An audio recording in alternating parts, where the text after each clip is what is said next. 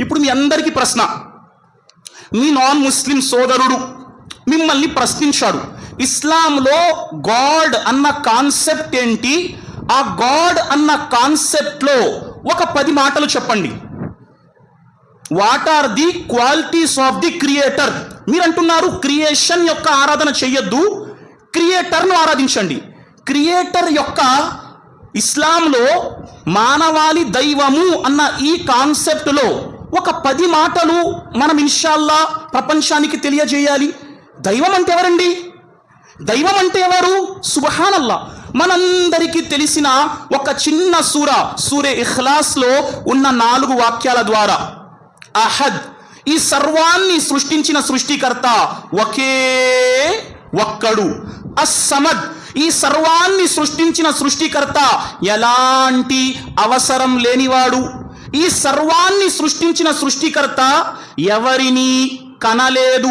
ఈ సర్వాన్ని సృష్టించిన సృష్టికర్త ఎవరికి పుట్టలేదు. ఈ సర్వాన్ని సృష్టించిన సృష్టికర్తకు సరి సమానమైనది విశ్వములో లేదు. 5 మాటలు ముఖ్తసరిగా, ఒకే ఒక్కడు, ఎలాంటి అవసరం లేనివాడు, ఎవరిని కననివాడు, ఎవరికి పుట్టనివాడు, అతనికి సరి సమానమైనది విశ్వములో లేదు. 6వ మాట, ఈ పూర్తి విశ్వాన్ని సృష్టించిన మానవాళి యొక్క దైవం సజీవుడు, మరణం లేనివాడు. మరణం ఉందా దైవానికి? మరణం ఉంటే మనిషి అయిపోతాడు. ఈ సర్వాన్ని సృష్టించిన నా శబ్దాన్ని వింటున్న సోదర సమాజమా, ఆలోచించండి. మానవాళి దైవానికి మరణము లేదు, మరణము లేనివాడు మానవాళి యొక్క దైవము. మరణమున్నవారు మనలాంటి మానవాళి. ఆ దైవానికి మరణం లేదు.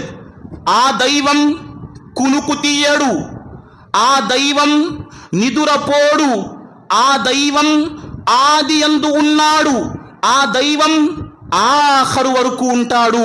ఆ దైవమే సర్వాన్ని నడిపిస్తున్నాడు. ఇప్పుడు ఈ గుణగణాలన్నీ ఎవరిలో ఉన్నాయి? అల్లాహ్ సుబ్హానహు వ తఆలాలో ఉన్నాయి. అయిపోయింది.